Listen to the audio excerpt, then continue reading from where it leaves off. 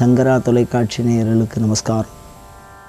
இன்றைய தினம் நாம் சிந்திக்க இருக்கின்ற அபிராமி அந்தாதி 85வது பாடல். அதாவது உபாசனை பண்ணி ஜெபம் பண்ணி அதில் இறை அருளை பெற்றவர்களுக்கு இந்த உலகமே மாறாக தோன்றும். ஒரு இறையருள் பெற்றவனுக்கு இந்த உலகம் வேறு விதமாக காட்சியளிக்கும். உலகம் மாறாது, அதே மாதிரி தான் இருக்கும்.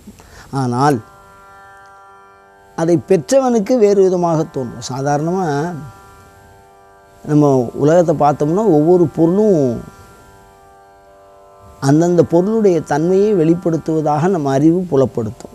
நம்ம எதை பார்க்குறோமோ, கண்ணாடியை பார்த்தா கண்ணாடின்னு தோணும், விளக்கை பார்த்தா விளக்குன்னு தோணும். இதில் என்ன அதிசயம் இருக்குது அப்படின்னா, அதில் ஒரு அதிசயம் இல்லை. கண்ணாடி பார்த்தா கண்ணாடின்னு தோன்றதும், விளக்கை பார்த்தா விளக்குன்னு தோன்றதும். ஆனால் இங்கே அபிராமி பட்டர் என்ன சொல்கிறார், உபாசனையினால் பார்க்கும் திசைதோறும் எங்கே பார்த்தாலும்,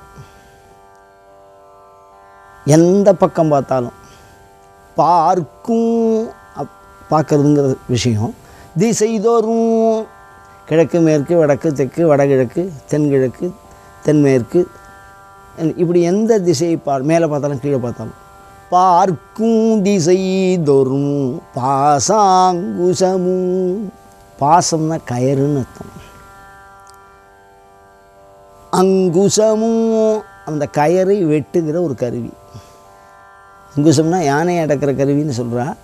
ஆனால் அங்குசங்கிறது கயரை வெட்டுவதற்கு பயன்படுத்துகிற ஒரு ஆள், ஒரு கருவி. அது இந்த பாசத்தை அறுக்க முடியாது, ஆனால் இந்த அங்குசம் இந்த பாசத்தை அறுக்கும். ரெண்டு முரண்பட்ட கருவி, ஒன்று கட்டுவது, ஒன்று வெட்டுவது. இதெல்லாம் வழக்கத்தில் சொல்லுவாள் தஞ்சாவூர் பக்கம். கட்டின்னு வாடானா வெட்டின்னு வாடானா கட்டின்னு வருவாங்க. வெட்டின்னு வாடானா கட்டின்னு வா அப்படின்னு என்ன அர்த்தம்னா, இந்த அங்குசம் வெட்டும், பாசம் கட்டும். பார்க்கும் திசை தோறும் பாசாங்குசமும். அம்பாளுடைய கையில் இருக்கிற ஆயுதம். பனி சிறை வண்டு ஆர்க்கும் புதுமலர். பனி சிறை வண்டு ஆர்க்கும் புதுமலர். அதாவது அம்பாள் கையில் 5 மலர்களாகிய கொத்துக்களை வைத்திருக்கிறார். நீலோத்பலம், அரவிந்தம், அசோகம், மாம்பூ. இதெல்லாம் அவள் கையில் வச்சுருக்கிற புஷ்பத்தோட பேர். மாமரத்தில் இருக்குமே அந்த பூ, அரவிந்தம்னா தாமரை, நீலோத்பலம்னா அல்லி, அசோகம்னு ஒரு மரத்தோட பூ. இதெல்லாம் 5 மலர் கொத்து. அந்த கொத்தை வச்சுட்டுருக்காளாம் கையில். அது என்ன பண்ணுறதுனா, பனி சிறை வண்டு ஆர்க்கும் அப்படின்னா அந்த பூவை வண்டு சுற்றி வரதான். ஏன் ஆர்க்கும்னா சத்தம் போடுறதுன்னு அர்த்தம். வண்டு ஆர்க்கும் ரீங்காரம் விடுகிறதுன்னு அர்த்தம். பனிச்சிறை வண்டு ஆர்க்கும் அப்படின்னு சொல்கிறார். அது இனிமையாக வேறு இருக்கும்.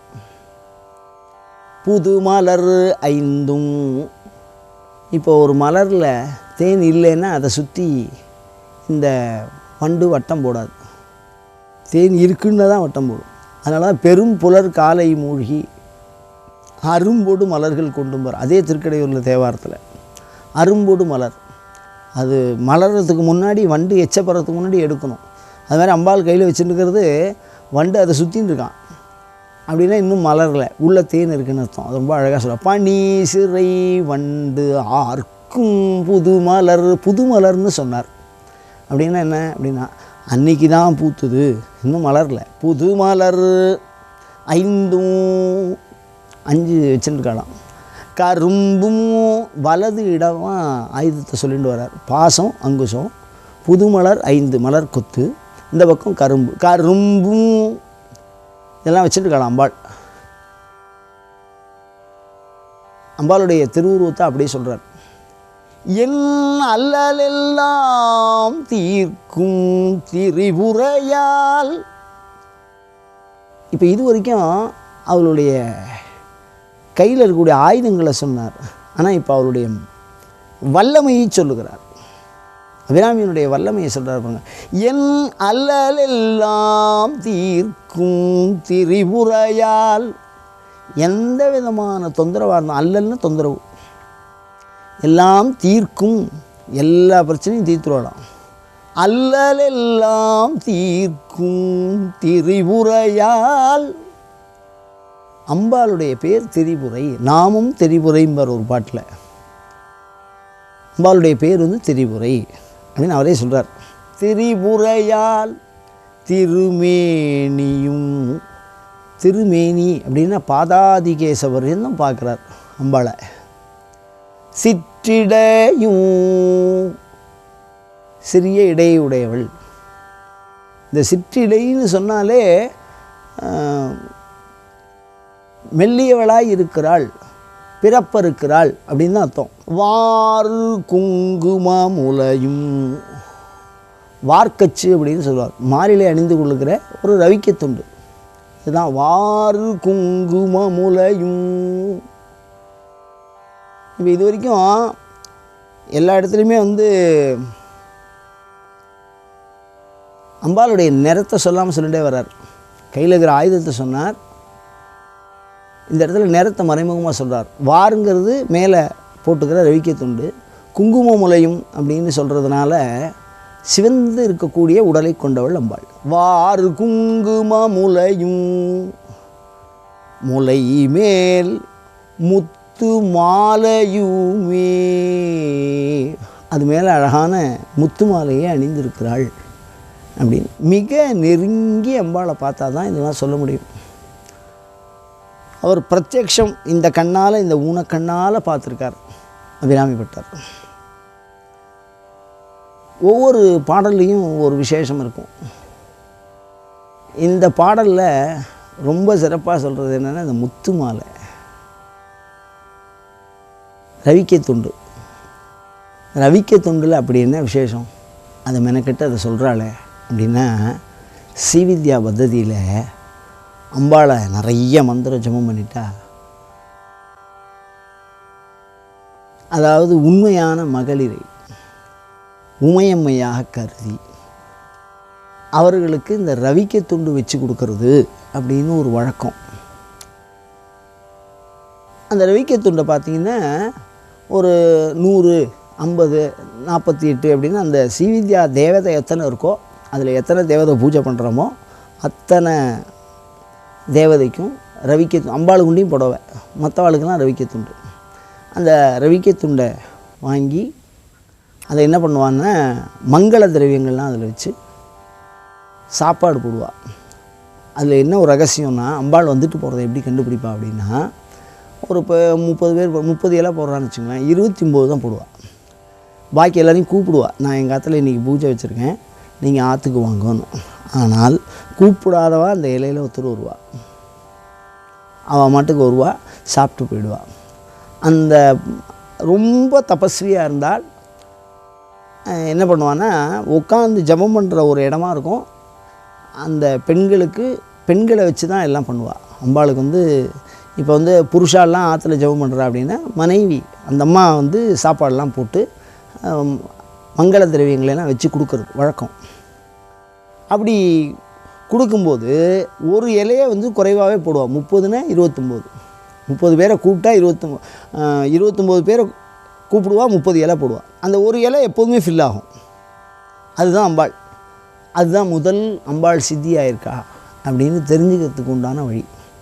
இதில் இதை விட பெரிய விஷயம் என்னென்னா, இந்த ரவிக்கை துண்டு நாம் என்ன கொடுத்தோம் அப்படிங்கிற நிறத்தை நம்ம ஞாபகம் வச்சுட்டோன்னா, அதே கோயிலில் அதே நிறத்தில் வண்ணத்தில் புடவை சாத்திருப்பாங்க. அது அம்பாள் ஏற்றுன்ட்ருக்கா அப்படின்னு தெரிஞ்சுக்கிறதுக்கு இதெல்லாம் ஒரு வழி. கொஞ்சம் தபஸ் கம்மியாக இருக்குது, நமக்கு இன்னும் அந்த பக்குவம்லாம் இல்லை அப்படின்னா, அந்த கூப்பிடாத ஒரு ஆள் வந்தான்னு வச்சுங்களேன், அந்த அம்மாவோட பேரை பார்த்தீங்கன்னா கண்டிப்பாக ஸ்ரீவித்யா உபாசனையில் ஏதாவது ஒரு பேராக இருக்கும். ஸ்ரீவித்யா, லலிதா அப்படின்னு பேர் வச்சுருப்பா. பார்வதி, பர்வத கல்யாணி, கல்யாண பார்வதி அப்படின்னு ஏதோ ஒரு பேரை வச்சுருப்பா. அம்பாளுடைய பெயராக இருக்கும். அது கோயிலில் இருக்கக்கூடிய உமையம்மையனுடைய பெயராக இருக்கும். அதை வச்சு அதை உணர்ந்துப்பா. அதனால தான் வாறு குங்குமமுலையும் அப்படின்னு சொல்கிறார். அந்த வாருக்கு அவ்வளோ விசேஷம் இருக்குது. ரவிக்கை துண்டு மங்கள திரவியங்களை அம்பாளுக்கு சதுஷ்ஷட்சி உபச்சாராட்யாய நமஹான்னு லலிதா சகஸ்ரநாமம் சொல்கிறது. 64 உபச்சாரங்களில் இதுவும் ஒன்று. அதே மாதிரி அடுத்தது முத்து மாலை அப்படின்னு சொன்னோடனே என்ன சிந்தனை பண்ண வேண்டியதாக இருக்குன்னா, அம்பாள் முத்து மாலையை வாங்கிக்கவும் செய்வா, முத்து மாலையை அடுத்தவாளுக்கு தன்னுடைய விருப்பமானவர்களுக்கு கொடுக்கவும் செய்வாள். நிறைய இடங்களில் முத்து மாலையை சொல்லுவார். முத்தாரம்மன்னே சில அம்பாளுக்கு பேர் இருக்கும். ஆரம்னு மாலைன்னு அர்த்தம். திருவானைக்கால் இருக்கும் இல்லையோ, அகிலாண்டேஸ்வரி, அந்த ஊர் அம்பாளை தரிசனம் பண்ணுறதுக்கு ஒரு ராஜா வந்தாராம். அம்பாளுக்கு ரொம்ப பிரீதி இந்த முத்து மாலைங்கிறது. அவர் ஆற்றுல குளிச்சுட்டு தரிசனத்துக்கு வரார். ஆற்றுல குளிக்கும்போது அந்த முத்து மாலை அவர் கழுத்தில் அணிஞ்சுட்டுருக்கார். அது அணிஞ்சிருந்தது காணா போச்சு. ஸ்நானம் பண்ணும்போது நதியில் விழுந்துடுது. அதை தரிசனத்துக்கு வரார். சரி, ஏதோ அவர் அபசகுணமாக நினச்சிக்கிறார். இந்த ராஜாக்கள்லாம் சகுனம் பார்ப்பா. சாமி தரிசனம் பண்ணுறதுக்கோ யுத்தத்துக்கு போகிறதுக்கோ கூடவே ஒரு ஜோசியர் வச்சுருப்பா. 6 வகை சுற்றத்தில் ஜோசியமும் ஒருத்தர், ராஜகுருவும் ஒருத்தர். 6 வகை சுற்றம்னு பேர், 5 வகை சுற்றம்னு சில பேர் சொல்லுவாள். அது மாதிரி ராஜா ஸ்நானம் பண்ணிவிட்டு ஏந்திருக்கும் போது முத்து மாலையை காணும்னு ஒரு கவலையோடு வந்தாங்க. அந்த குருக்கள் என்ன பண்ணாராம், அதே காவேரியிலேருந்து ஜலம் வரணும் விஷயத்துக்கு. அப்படி ஜலம் அபிஷேகம் பண்ணால் அந்த அபிஷேக ஜலத்தில் இந்த முத்து மாலை அப்படியே சுவாமி மேலே விழுந்துதான். அதில் ரொம்ப வளவருகோன் முத்தாரம் அணிந்த மார்பனை அப்படின்னு அழகாக சுந்தரர் அதை குறிப்பில் வச்சு பாடியிருக்கார். அந்த ராஜா கஷ்டப்பட்டதும் அந்த சுவாமியே அந்த முத்து மாலையை வாங்கின்றதையும் அழகாக எழுதியிருக்கார். ஆமாம், அந்த ஊரில் என்ன விசேஷம், எதுக்கு இப்போ அகிலாண்டேஸ்வரியை சொல்கிறேன், அம்பாளை தானே பார்த்துட்டு இருக்கோம் அப்படின்னா, ஸ்ரீவித்யா அம்பாளை சொல்லிட்டு இருக்கும்போது சிவம் வரும், சிவத்தை சொல்லிட்டு இருக்கும்போது அம்பாள் வரும். அந்த ஊரில் மாத்திரம்தான் குருக்கள் புடவை கட்டின்னு பூஜை பண்ணுவார், அம்பாளாக ஆகி பூஜை பண்ணுவார். சிவன் அம்பாளாகவும் சாமி அம்பாளாகவும் அம்பாள் சிவமாகவும் இருக்கிற அற்புத தலங்களில் அதுவும் ஒன்று. அந்த முத்து மாலையை வாங்கிட்டாளாம். முத்து மாலை மேலே அப்படி ஒரு பிரீதி. அது மாதிரி ராமாயணத்தில் கொடுக்கும்போது சீதை கூட முத்து மாலையை தான் ஆஞ்சநேயர் கொடுத்தா அப்படிங்கிற. மாலைன்னு சொன்னால் இறைவனர்னு சொல்லலாமோ இல்லையோ, அதெல்லாம் இல்லாமல் இந்த முத்தை பற்றி ரொம்ப சிறப்பாக சொல்லியிருக்காங்க. மதுரையில் ஒரு புலவர், அவர் மீனாட்சி பிள்ளை தமிழ் அப்படின்னு ஒன்று பாடியிருக்கார். பிள்ளை தமிழ்ங்கிறது அம்பாளை குழந்தையாக நினச்சிட்டு அவளுடைய 10 பருவமாக அம்பாளை கொஞ்சம் கொஞ்சமாக அவர் வளர்றது எப்படி அப்படிங்கிறத அழகாக அமைச்சு பாடியிருப்பார். அப்படி ஒரு மேடையில் அம்பாள் முன்னாடி உட்காந்துட்டு அவர் பாடின்னு இருக்கார், பிள்ளை தமிழ் பாடின்னு இருக்கார். எல்லாரும் அந்த சன்னதியில் உட்காந்துட்டுருக்கா. ராஜா இருக்கார், அதை ஆளக்கூடிய ஒரு பகுதி பிரதேசத்தில் இருக்கிறவர் இருக்கார். அந்த பாடல் பாடிக்கிட்டே இருக்கும்போது ஒரு குழந்தை ராஜா மடியில் உட்காந்துதான். அது உட்கார்றதை யாருமே பார்க்கல. ராஜா ஏதோ அந்த குழந்தைய பார்த்தோன்னே எதுவுமே அவருக்கு தோணலை. யார் என்ன ஏது எதுக்கு உட்கார்ந்ததுன்னு ஏதோ பாட்டு கேட்குறது அப்படிங்கிற மாதிரி அதுவும் ராஜாவோட மடியில் உட்காந்து பாட்டு ரொம்ப பிரமாதமாக ஓடிட்டு பிள்ளை தமிழ் அற்புதமாக அப்படி ஓடிட்டு இருக்கும்போது பாட்டெல்லாம் முடிஞ்சோடனே ராஜா கழுத்தில் இருக்கிற முத்து மாலையை அது கழட்டிச்சு. அதை கழட்டி அந்த பாடலை பாடினானோ இல்லையோ அந்த புலவராகிற குமரகுருபதற்கு அதை அழகாக அணிய வைத்தது இந்த முத்து மாலையை. அப்படி அனுபவிச்சுட்டு யார் இது இவ்வளோ உரிமையாக ராஜா கழுத்தில் இருக்கிறத எடுத்து இவர் கழுத்தில் போடுற இந்த சாமர்த்தியம், ஏதோ கோயிலுக்கு வந்திருக்கா பெரியவா. ஏன்னா நேரடியாக ராஜ நிர்வாகத்தில் இருந்தது இந்த மதுரை கோயில். மதுரை உமையம் என்றிருக்காளோ இல்லையோ மீனாட்சி, அவள் ராஜவம்சத்தை சேர்ந்தவ, அந்த யஜ்யத்துலேருந்து வந்தவ. அதனால் அந்த ஊர் பொண்ணுவ அவ்வளவு சிறப்பு அவளுக்கு உண்டு. சத்திர வம்சத்தில் தோன்றியதுனால அந்த உரிமை அந்த ராஜா கிட்ட இருக்கக்கூடிய அந்த மாலையை எடுத்து அவர் சொல்கிறது அம்பாள் காதில் வாங்குறா. காதில் வாங்கி சிறப்பாக மாட்டி விட்டு போயிட்டு திருப்பி எங்கே போகிறான்னா சன்னதி உள்ளே போய் மறைஞ்சிடுறா. எதுக்கு சொல்கிறேன்னா, முத்து மாலை அப்படின்னு சொன்னால் அம்பாளுக்கு அவ்வளவு ஒரு பிரீதி. இந்த முத்து மாலையை அணிவித்து வணங்குகிறவர்கள் மிகவும் செல்வத்தை அடைவார்கள். இன்னும் கடற்கரை பிரிவு, அதில் தூத்துக்குடி, நாகப்பட்டினம், இது மாதிரி ஒரு சில இடங்கள்லாம் இருக்குது. அந்த இடங்களில் ஒரு பிரிவினர் கல்யாண உற்சவத்துக்கு முத்து எடுத்துன்னு கொடுப்பா. முத்து எடுத்து அதை கட்டி அது அம்பாளுக்கு சாத்துற வழக்கம். தாய் வீட்டோட சீராது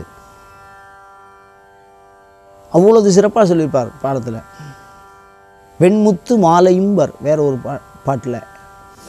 மாலை பேரில் அந்த அதாவது பிறந்தாத்தி சீரில் அப்படி ஒரு எண்ணம் இந்த அம்பாளுக்கு இருக்குது. அதனால் அந்த முத்து மாலை அப்படிங்கிறது அவ்வளவு சிறப்பு. அதை ரொம்ப அழகாக அதில் சொல்லியிருக்கார். அதோடு நம்ம அம்பாளை தியானம் பண்ணுறது அப்படிங்கிறது நமக்கு எல்லா விதமான செல்வத்தையும் தரும். முத்து மாலைக்கு அவ்வளவு சிறப்பு. அதே மாதிரி அம்பாளை ஜெபம் பண்ணுறவா முத்து மாலையில் ஜெபம் பண்ணுறா ஞானத்தை கொடுப்பா. அம்பாள் காட்சி கொடுப்பா. முத்து செல்வத்தையும் கொடுக்கும், ஞானத்தையும் கொடுக்கும். நவரத்தினங்களாலும் அம்பாளுக்கு மாலை இருக்குது. நவரத்தின மாலைன்னு பேர். அதில் எல்லா ரத்தினத்தை விட இந்த முத்துக்கு தான் சிறப்பு ஜாஸ்தி. அதனால தான் இந்த இடத்துல சொல்கிறார். இப்போ இதெல்லாம் சொல்லி கடைசியில் முடிவில் என்ன சொல்ல வரார் அப்படின்னா, பார்க்கும் திசை தோறும் பனி சிறை வண்டு ஆர்க்கும். பார்க்கும் திசை தோறும் பாசாங்குசமும் பனி சிறை வண்டு ஆர்க்கும். புதுமலர் ஐந்தும் கரும்பும் என் அல்லலெல்லாம் தீர்க்கும். திரிபுரையால் மேனியும், திரிபுரையால் மேனியும்னு சொல்லலாம். இந்த இடத்துல அவர் என்ன சொல்கிறார், திருமேனியும். இந்த திருமேனின்னா என்ன அர்த்தம் அப்படின்னா, கோயிலுக்கு அம்பாளை ஆவாகனம் பண்ணி வச்சுருக்கிற அந்த சிலைக்கும் திருமேனின்னு பேர். பூஜை பண்ணுற குருக்களுக்கும் திருமேனின்னு பேர். எந்த ஒரு உடலிலே உமையானவள் விரும்பி வாழுகிறாளோ அதுக்கும் திருமேனின்னு பேர். ஊரில் எல்லாம் சில பூசாரிகள் இருப்பாங்க. நான் சொல்கிறது தொன்மையான வழக்கு. அவர்கள் எல்லை தாண்ட மாட்டார்கள். அவர்களுக்கு சாமியாடிகள் என்று ஒரு பெயர் இருக்கும். அந்த சாமியாடிகள் சரீரத்தில் அம்பாள் வாசம் பண்ணுவாள்.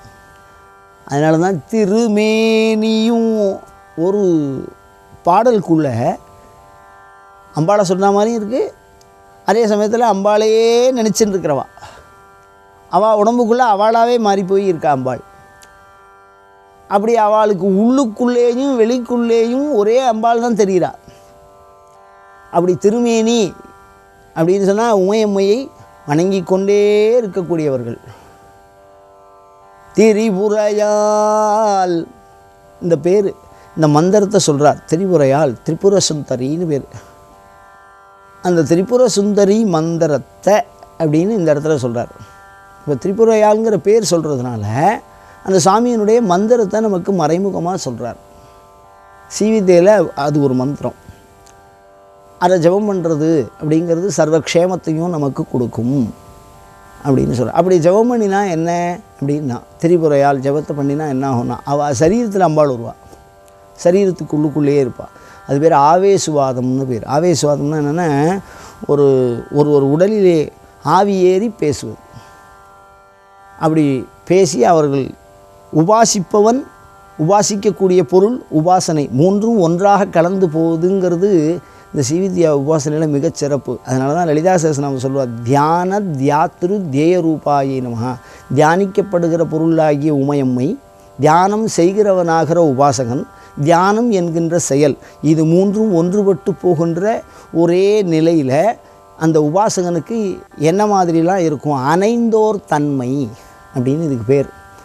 ஸ்ரீவித்யாவில் சித்தி அடைஞ்சால் பார்க்குற இடமெல்லாம் அம்பாள் காட்சி கொடுத்துட்டே இருப்பா, சர்வக்ஷேமத்தையும் அனுகிரகம் பண்ணிகிட்டே இருப்பா. இந்த பாட்டை யார் பாராயணம் பண்ணுறாளோ அவளுக்கு எங்கு பார்த்தாலும் துணையாக வருவா.